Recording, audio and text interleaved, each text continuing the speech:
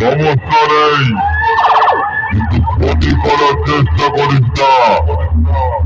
মনে রাখবি, আকাশের দিকে থুতু ফেললে নিজের গায়ে পড়ে।